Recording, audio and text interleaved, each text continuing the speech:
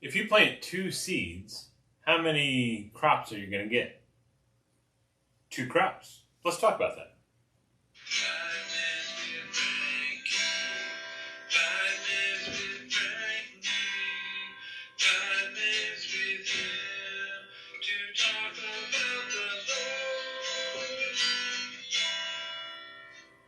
Yeah.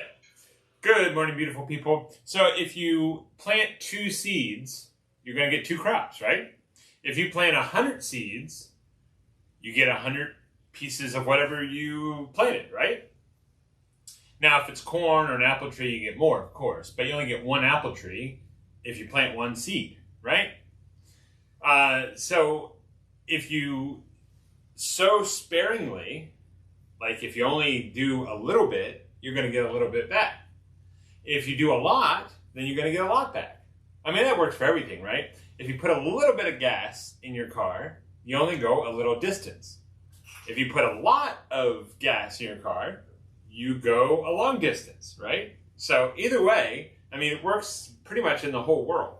Let's see. If you only make 1 sandwich, then you eat 1 sandwich. If you make 2, then you have 2 sandwiches, right?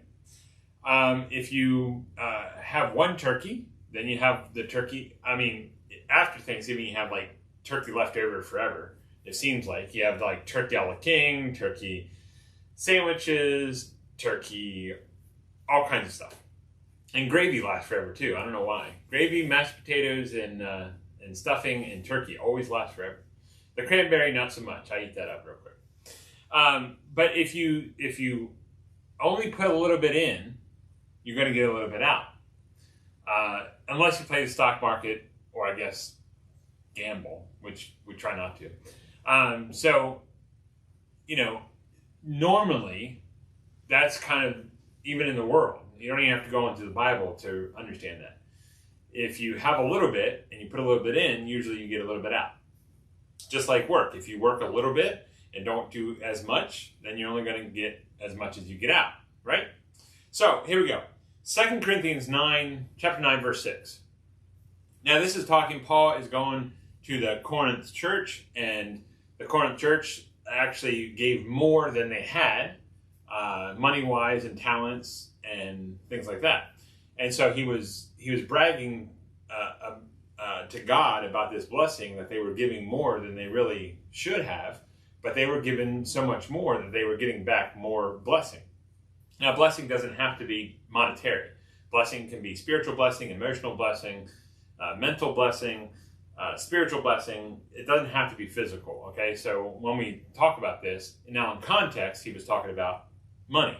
But it can go for anything really in your life. So here we go. In 2 Corinthians 9, 6, and then right after this verse, it says, when you give with a joyful heart, and not out under compulsion, not under guilt, but give from your own heart instead of your wallet. Which means, take from the top, not just, well, we have this lunch left over, so we'll give this. It's supposed to come from the top, from your first fruits, your good things. And so he's telling you, no matter how much you give, it has to come from the heart. But remember this, whoever sows sparingly will also reap sparingly. And whoever sows generosity will also reap generously. So here's the thing. Either way, you need to give to God. In some form or fashion, you need to give to God. And he's saying here that the sparingly is not bad, or the generously is not bad. Both of them are good. But beware, when you only give a little, then you're going to get a little back. If you give a lot, you get a lot back. Now, like I said, it could be, physical, emotional, mental, spiritual. It could be a whole bunch of other blessings. But he's saying here, it has to come from the heart. So, usually the number one givers of money and of talent and of time are usually the poor or the middle class. You know why? Because they know the value of their gifts and their money. And somehow, in America, most people that are generous, this is not everything, but most people that are generous are poor or middle class. And that's the largest people who give.